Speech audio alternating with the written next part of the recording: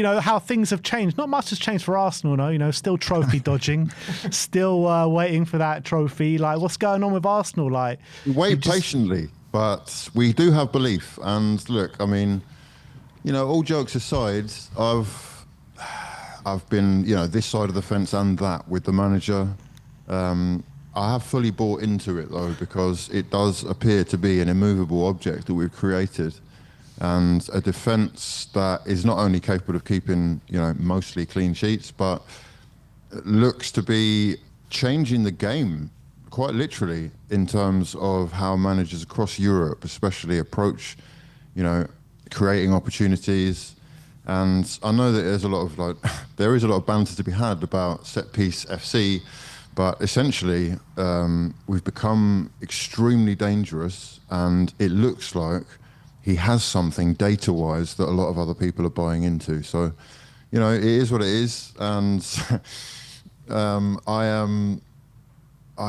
am basically adamant that we have to win something this season. I will say that.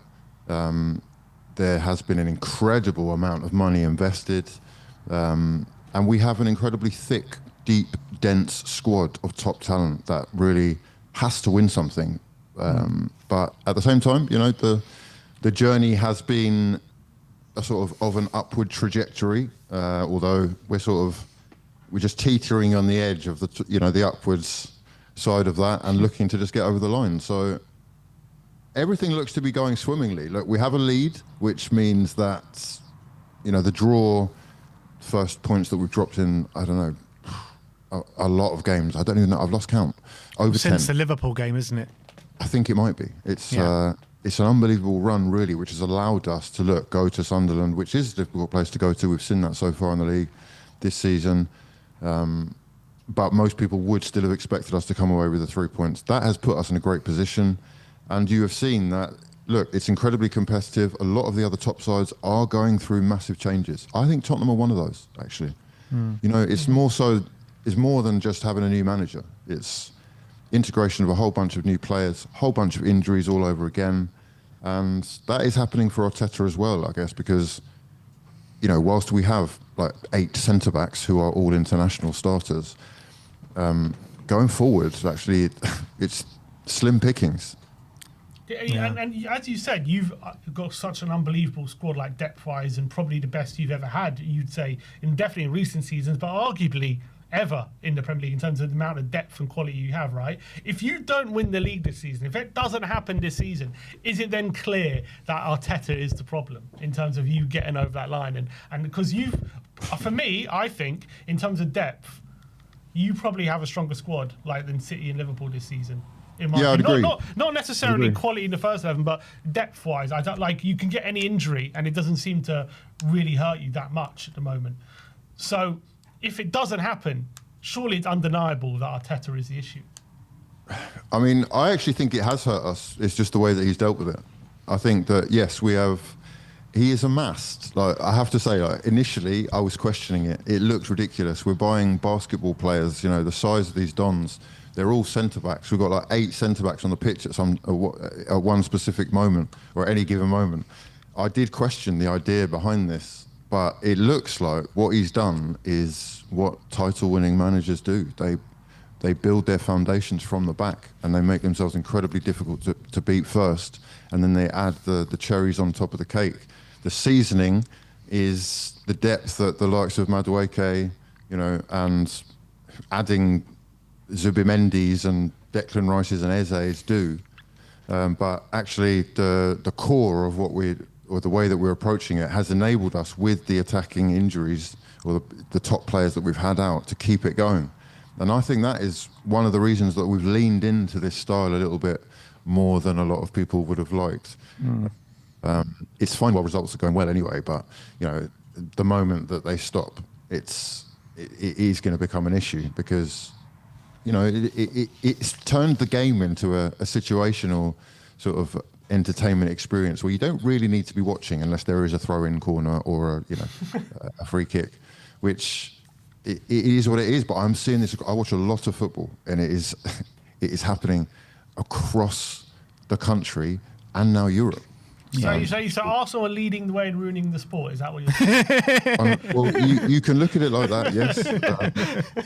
The fact is that for a long time, the game has not been as data-driven as, say, the American sports like NBA and NFL, where everything is tracked, and you cannot get away with walking for too long, or the way that you approach the game is basically data dons hone in on exactly where you can get advantages, and they lean into that. And what we found is that we've got, obviously, Gabriel being out, I should stress, is going to be massive, because he is a key part of this. I think his danger from set pieces is like, it amounts to, over the course of like 2 seasons, actual like top 4 clubs himself. So that's mental. It is crazy. It is crazy. But again, it's like, if you as a manager realised that you could gain a 2% advantage, like blackjack in the house, like if you realise how difficult it is to actually win over the long run, if you can gain any advantage whatsoever, you do lean into that. Start counting the cards.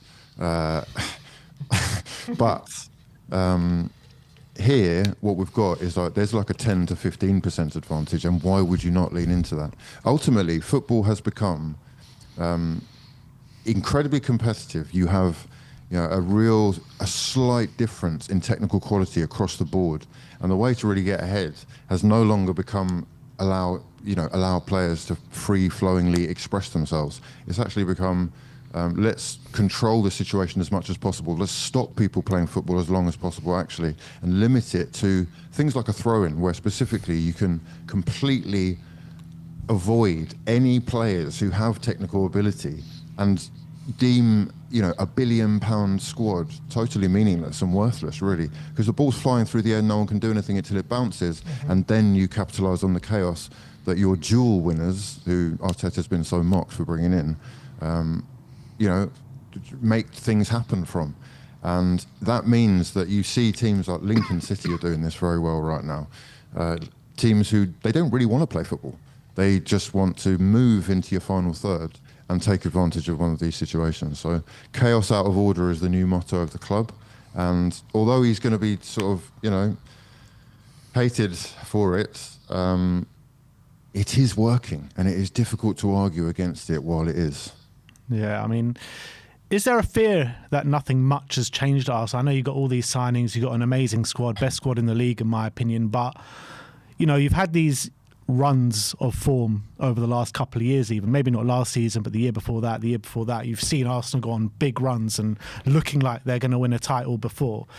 But when it comes to those pivotal games, and last weekend or 2 weekends ago before the international break could have been seen as one, because Man City were playing Liverpool, and you have the opportunity to really stretch that gap at the top of the league. And in that game, again, you've dropped points in a pivotal game. Do you feel like maybe things haven't changed so much?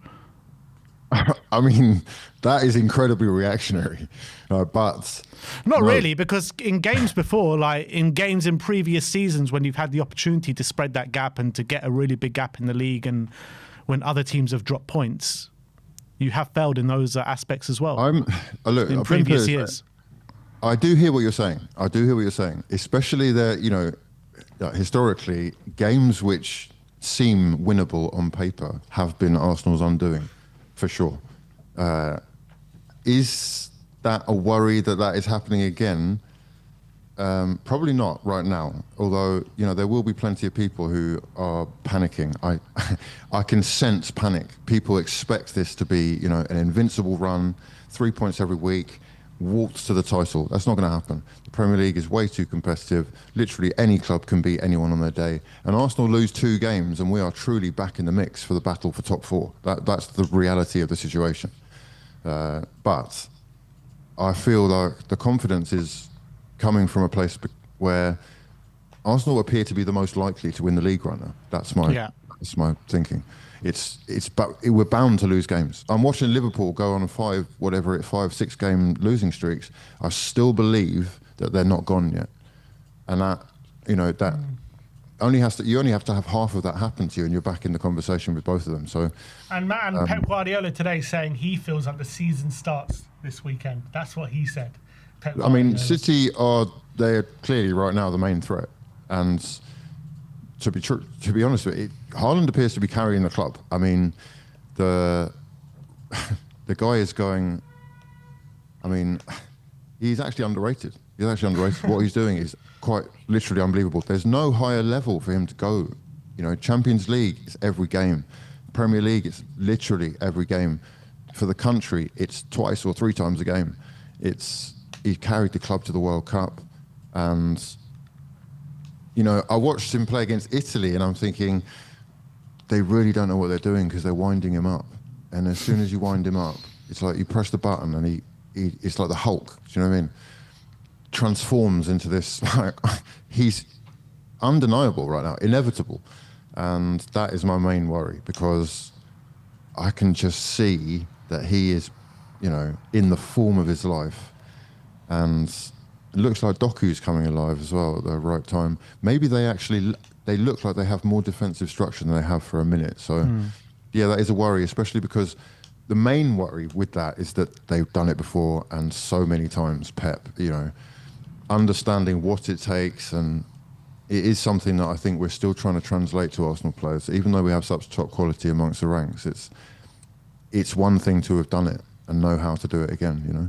And you kind of get the feeling as well, come like March, April, if you are neck and neck with City, right, if it comes to that point and you're like, you know, really going both blow for blow, would psychology not come into it? With the psychology of like City have been there and done it, and they'll start playing mind games on you. They know that there was that one season you were 8 points clear or whatever it was, and they caught you up, and there was that, you know, they've done that to Arsenal a few times now.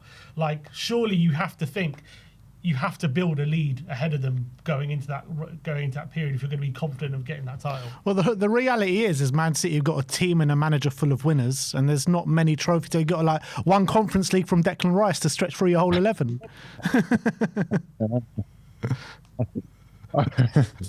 I hear you. We are right now, you know, mostly nearly men. We are guys who have, you know, they've got to semi-finals, finals, but not ever actually got there. Yeah, that is the truth. And that is something that it's the biggest hurdle for us to get over. That is one of the reasons I reckon that the club have been so willing to invest heavily in the manager, because they feel like a little bit more would be able to get us over. You know, I have to say, like, I know we've done what we've done so far to get to the top of the table and create a little bit of a lead, but I actually don't think we've seen the best of Arsenal at all. I don't think Gyökeres has played to his best at all. I don't think Eze has really hit the ground as running as people, or free-flowing creative as people thought. Saka is still because he made the wrong choice, that's why. I think Saka is beginning to become the main man again, but in terms of like goal contributions and how he's carrying the club, as it were, I think there's still a lot more to come. And, you know, we have players who really haven't even found their way into the team, like Nkapie, who is starting every game for his country and very good. So with players coming back, like Jesus and Havertz, it should give options that Odegaard, you know, these are big names that start for most clubs. I'm excited to see the type of football that we're able to play when they all are back, because, like I said before, I really do feel like we've been forced to play this way a little bit, no matter how much we've leaned into it. You've been forced to play this way? Why? Yeah. Because Come on. I mean, look, lack of options up top, a lack of, you know, Odegaard is a huge miss. He really is, again, he's one of the most underrated players in world football right now for me. He's an ultimate controller.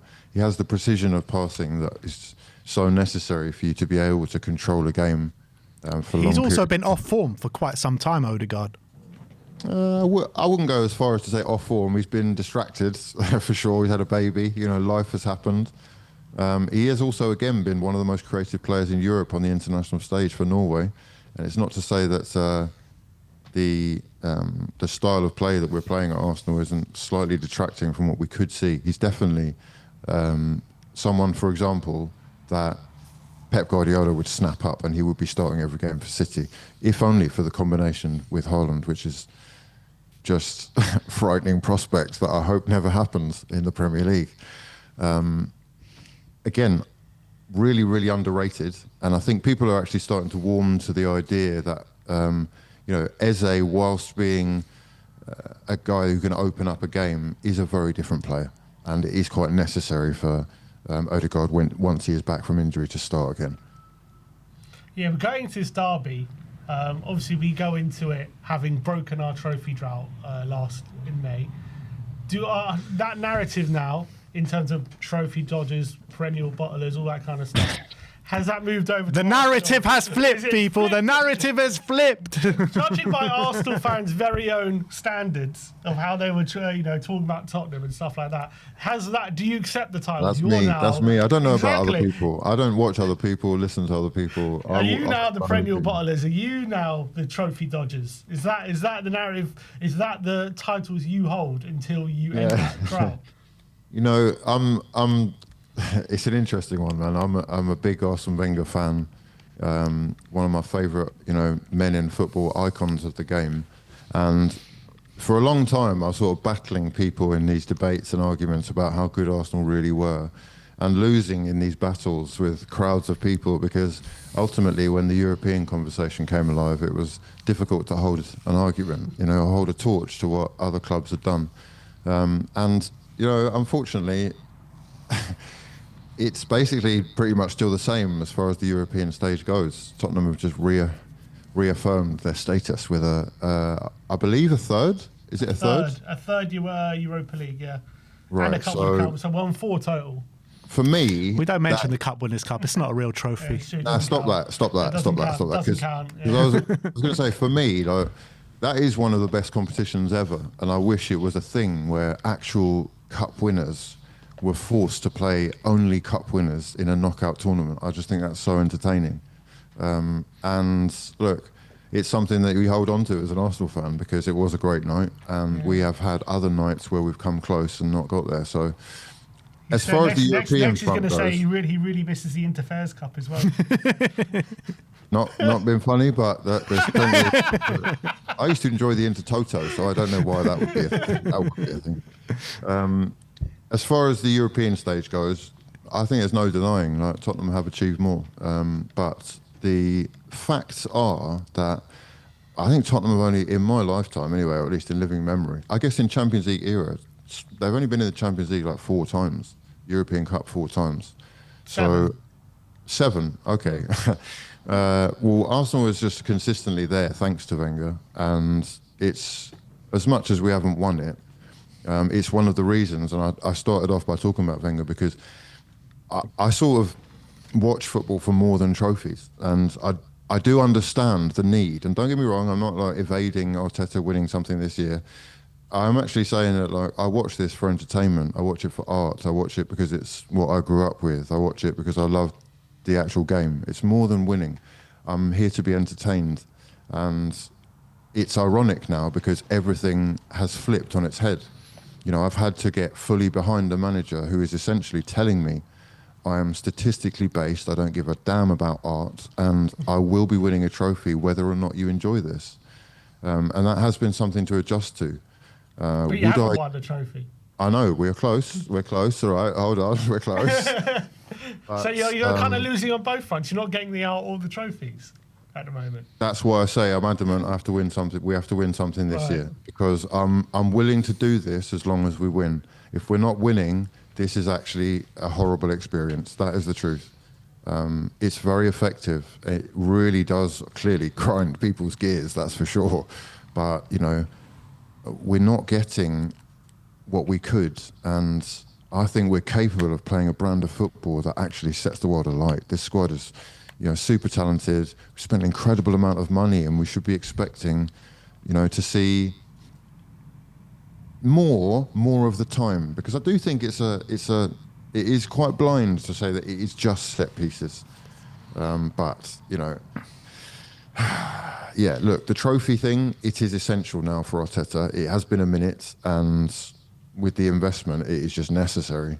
But as far as Tottenham not being perennial bottlers, mate, look, literally never seen your club win a league title in your lifetime, and that must be difficult. Okay, my mum was born in 1960. She ain't seen one, and I think it was 61 is the last time, right? So, you know, no one really who's, I guess there are people on the internet now who are older, but like, no one listening or watching has actually seen it happen. And until that day, I don't want to hear about trophies, right? I don't want to hear about, you know, cup competitions where you're playing against Ruben Amorim's Manchester United, and for God's sake, you had to win, really. I am still in the camp of, I do believe actually Tottenham are a very underrated side, but you know, I find it very difficult to rate them too highly. That's the truth. Look at the play. Let's talk about now, right? All banter aside, you have players in the squad who it simply aren't good enough, and a lot of money has already been invested in a new manager. I don't know how you feel about them, but like reeling off names that come off the top of my head, Richarlison, it's breathtaking to me how he's actually playing up front for you. Like how he's getting in the Brazilian team, baffling. I don't know how you're having any faith when you see him in a starting lineup. The same with the kid you got from Bayern Munich, Tell. I mean, I watched him play for France the other day.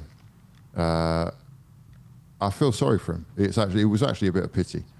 Like nothing is going right for this kid. And again, I don't know how you got any faith in things actually turning around with a player like that. Xavi Simons, incredible amount of money, a lot of faith, you know, star potential, clearly talented, but what is happening? It's not working. He's not got it yet, whether it's the pace of the game. I don't know. How do you feel about this? Because I can do across the board. I feel like Tottenham's most promising player, most promising signing or new addition is a kid the guy you've spent barely any money on. Paulinho. Game-changing player. Who's his agent? What's he doing? I think a lot of those assessments are a bit unfair, particularly Xavi Simons. First of all, he's just joined a new league, and I feel like the tactics actually are hampering him a little bit more than his actual quality and his adjustment to the league. You know, you see him doing a lot of the right things, finding a lot of pockets of space. There's just no one around him. He needs players around him, and he needs to work with other players for him to work. I think he's doing more or less the right things right now with Xavi Simons. Like, I wouldn't put too much down on him right now. We need to see it over the whole course of the season, but he hasn't even played that much, Xavi Simons. We need to give him a bit more time than that. That's a bit unfair. Yeah, look, I've been watching this kid, man, on Instagram since he was, you know, yay high and was at Barcelona. Look, he's been billed as an incredible talent. He looked so promising. Bundesliga, I think he's really started to shine, but even at PSG was showing promise. I've got nothing but, you know, want the kid to do well. Don't really care that he's a Tottenham player. It's just an exciting talent. Again, entertaining artwork, potential, but it's not working. Whether it's the confidence, everything, you know, every pass is off, every final ball is off. You can see there are ideas there, but it's not working. And you know, I don't see how Tottenham approach this game other than to sit back. Like literally just soak up pressure for as long as possible and just hope you can catch us on the break. I don't see how else he approaches the game. And I reckon that in itself is a trap, because you sit back long enough and we have enough people who can capitalise off these duels, and it will be an ugly but comfy win. Yeah, but we've kind of had a couple of blueprints. We played against PSG in the Super Cup. We played against Man City early in the season. Yeah, we sat back a bit, but we did offer threat, and we were kind of clinical on the counter, and we got 2 set pieces against PSG. Against Man City, we caught them out a couple of times as well. We ended up winning that game. PSG was unlucky. We were 2-0 up, and we ended up giving it up. Was Solanke playing then? No, Richarlison played both games. Okay. I mean, broken clocks. I don't know. I'm personally of the opinion that your best forward is Solanke. That Richarlison is actually making a mockery of wearing the shirt. And, you know, like... he's been better than Gyökeres this season. Richarlison? He's got more goals in the Premier League. See, again, what you're doing, right, I get it. It's a straw man argument, though, because, again, I get it. People want goals from their strikers. Fantastic. But what you've done with that, it's blindsided me. You're hoodwinking people, because actually one is offering himself up. He's crucifying himself. He's working until he's bleeding on the pitch, dying for other players to have space. The other, I mean... You're saying Rishi doesn't work hard? I'm saying he is... he's extremely temperamental, way too emotional, head hot, believable... Don't worry, we've told him to keep his shirt on if he scores this time. Quite a character. I'll give him that. I like a character. He's got double the amount of goal contributions as Saka this season. Fair play to him. Like a man who's there for the tap-in, I'll give him that. He's looking to score, no doubt about it. You're saying he's there for the tap-in. What about Gyökeres? Has he scored outside the 6-yard box? No, Gyökeres... Stop. It's an inferiority complex for me. This Gyökeres obsession. Gyökeres is doing his thing. Gyökeres is rising our striker, but I'm just saying, on the stats, he performs better than Gyökeres. Yeah, more shots all on I'm target, saying is more all goals, I'm saying is better conversion rate, more assists, don't more offer the whole chances, picture, more right? take-ons, more fouls won. Yeah. I'm sure that stats-wise, players like who else do I not think? Who I think is not performing well? Like Kudus, is he fit? Yeah. He's fit. Okay, that's a problem. Well, if he starts, then that's good for you because, Brennan Johnson's stats are probably higher than quite a few Arsenal players as well. But again, I wouldn't be excited about the prospect of him starting over a Kudus. And then same with like Odegaard. I just don't have a lot of faith in your team. That's what it is. And I would tell you if you had quality players. Like I think we're going to do an all-time 11. Like I have got a couple of Tottenham players that just to be fair, I've sort of thrown in the mix. I think they're on the bench, but they could, on their day, if there's an injury or two, you never know. Frank says if we stop their set pieces, that's half the job done. That's what he said. It's true, mate. And Gabriel, their biggest set piece threat, won't be playing. I think with your centre-back situation, I think Hincapié and Mosquera are brilliant players. They can come in and do a job defensively, but they're not going to have the same threat, are they, from the offensive set pieces? And you're looking at the majority of Arsenal games this season, that seems to be the way that you've broken the deadlock. Is that not a worry for you coming into this game? It's not a worry, no. It's because Arsenal are... leading the way in set pieces, and they're not scoring as many goals from open players. People at the top of the table usually are, but the game is about goals. So again, we really have to get over this fixation on the way that Arsenal are scoring. We are going to be a danger from set pieces, regardless whether Gabriel is there or not. There's still a lot of big, tall men in that 11 who are capable of winning the duel in the danger area, whether that's Calafiori. Whether that is Mosquera. Apparently he hasn't trained either, Calafiori. Well, I don't know. I believe that he is potentially available. From what I understand, he is potentially available. There is some holding back that they've done on the international stage, and hopefully he should be ready. However, look, Timber is capable of playing there as well. Started there actually for the Netherlands in their last game. He's incredibly versatile player who I think's again gone quite under the radar as far as Arteta signings go. Almost making that right back spot his own. Entirely got a monopoly on it really against what was Ben White's. But both of them can play centre back, and honestly, I'm not worried about us not performing from set pieces. My worry. What are you worried about? You got to be worried about something, man. I think Tottenham are dangerous in the transition. I think I don't see how Thomas Frank has any other option but to put basically every man behind the ball and break. And I know from Van den Ven to Spence, you have attacking outlets from the back. I do worry about the Dons at the top being clinical. I say that, and the way that life works, Richarlison goes and gets a little brace. It's just, I just don't rate the guy. That's what it is, man. I find it very difficult to buy into it. The majority of Spurs fans share your opinion, don't worry. you're not in the minority in the Tottenham fan base, I think. I think on the flip side, to be positive, I think Kudus is a great signing.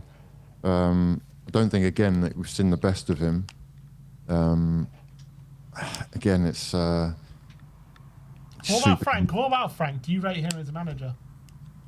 Yeah, I think I do. But you know what? I feel bad for Ange. I have to say that. You know, he did what you were dying for. And preaching to the choir here. Well, like I actually feel really bad for the guy. The fact that he was made to go through what happened at Forest as well because of this, you know, not entirely but indirectly, it's just like his job.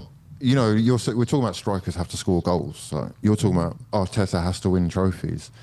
Regardless of how you think that the injury situation was or whether they should have been doing better in the league or whatnot, he did what all those managers failed to do.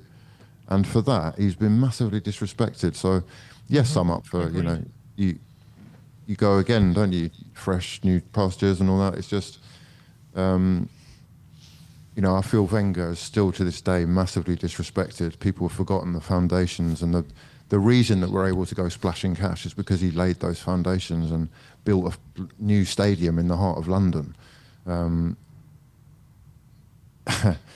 It's easy to move on, you know, if you were initially behind the change. But I think in hindsight, actually, you'll look back at that as one of the fondest memories of your life. So it's, yeah, I just feel a bit bad for the guy, basically. But Frank, yeah, look, he's quite lively. He's clearly quite methodical. And again, I think they're quite highly data-driven. So, you know, I actually think Spurs recently have tried to copy Arsenal's set-piece routines. They're certainly mirroring something that appears to be trying to take advantage of similar things. And that means that he's a smart man because, you know, you should be in life, I think, finding a role model who's done it or is doing it well and trying to emulate. So Thomas Frank has found a role model in Arteta and he's talk about role models. I think Arteta's found a role model in Poch and being just the nearly man in the Premier League. I think that's the role model. Okay under him so far. Look, it's, 18 points, right? 18 points, yeah. That is acceptable for your first 5 minutes in the game, in the job. What's your score prediction, Hugh? I will say 2-1. 2-1. I think maybe we do actually concede. I think the funniest thing would be for Arsenal to concede from a set piece first. But I actually can't see Tottenham winning this game. I think you lack creativity so badly, and you don't have anyone up top. In the forward positions, barring Kudus, who I'm worried about. Marnie's available, even though he has to wear a mask. Yeah, I mean that fills me with even more faith, if I'm honest. It's unfortunate for that guy as well because, well, it's not unfortunate. He's a multi-million-pound, millionaire football player, plays for the Prem team and his country. He's not unlucky or anything, but it is unfortunate that he was or is forever going to be synonymous with the moment that won Argentina the World Cup. And, there are men playing in the Premier League who have him tattooed on their bodies. They have that moment tattooed on them. And for me, that is something that he is incredibly strong to have got over psychologically. To be able to face tomorrow when that is your yesterday and what could have been for your country and just you as a career for what you could have done. I do admire him in that sense, but I don't have any faith. Arsenal have similar players. I don't have any faith in him at all. Again, I don't. How many goals has he got? How many What has he done? We don't talk about how many goals he's got. Don't worry about that. Again, what has he done? Wait. So now goals are important. Now goals are important. Is that what you're saying? It's not the goals. The goals are part of it. But it's like, okay. goals has he got? What has he contributed to the game? You know, what's his work rate like? He works so hard. You know, all the intangibles off the ball. Basically, all the stuff Gyökeres does well, he does well. Okay. Yeah, he does all that stuff. What a great presser. He's going to press the living shit out of you. Oh, I love it. No, I hear you. I'm not saying that either, if I'm honest, but, you know, I'm here to be proven wrong. We all are, so we shall see. But Kolo Muani, Richarlison, Odibert, you know, I love it. Keep doubting them, Hugh. Keep doubting them, Hugh, because the game is just around the corner, mate. We'll see what happens on Sunday. It is. I think James Maddison's massive. That's a massive one. Yeah. You've not really been able to control games. You're not able to come up. He's very direct. It's him and Kulusevski together, because both of them were so important to him. Yeah. Yeah, big misses. Look, Tottenham have been plagued with injuries for a long time, and you know, Arsenal are right now. There's no denying. There's a whole list of top talent. Both sides have got players who start for a lot of Prem teams, if not most. So it's what you can make of what you've got as much as anything, and for that reason, I think it will actually be quite a scrappy affair. But I think we edge it. Yeah. It's going to be a duel-winning affair, I think. And who's better than duel winnings than Paulinho, mate? Paulinho. Turn it into a scrap. I think the duel winners. Who are your prime duel winners? Is that what you said? Paulinho is the best duel winner in Europe, statistically. He will be one of them, yeah. He's probably one of the most fouled players in Europe as well. He's a very, very clever footballer. I don't know how that has happened for so cheap when so many other deals are so expensive. Makes little to no sense to me. Must have been something that wasn't going right at that club, or personal issue or something. But I think really shrewd signing. Really shrewd signing. If you don't win this weekend and City do win against Newcastle, how much doubt does that put in your mind about how favourite you are to win the league? If we don't win and City do win, is that what you said? Yeah. I mean, we're back to what's that, like a 2-point lead or something? I know, but right now it's like with everyone, you're pretty firm favourites. Arsenal fans are pretty confident, like this is looking like their year. But if that gap gets cut again for the second consecutive week, is all of a sudden is that out the window, that favourite tag? I mean, no, for me, because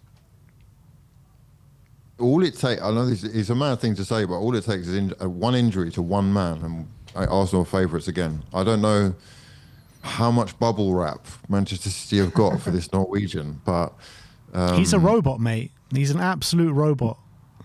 Yeah. However, look, for a long time I've actually doubted City. However, they appear to have some kind of structure right now. They are much more difficult to beat. They are playing a much more direct game as well. And, you know, they are feeding the beast. They've fully come to the realisation the more you give him the ball, the more he can shoot and the more likely you are to score. I think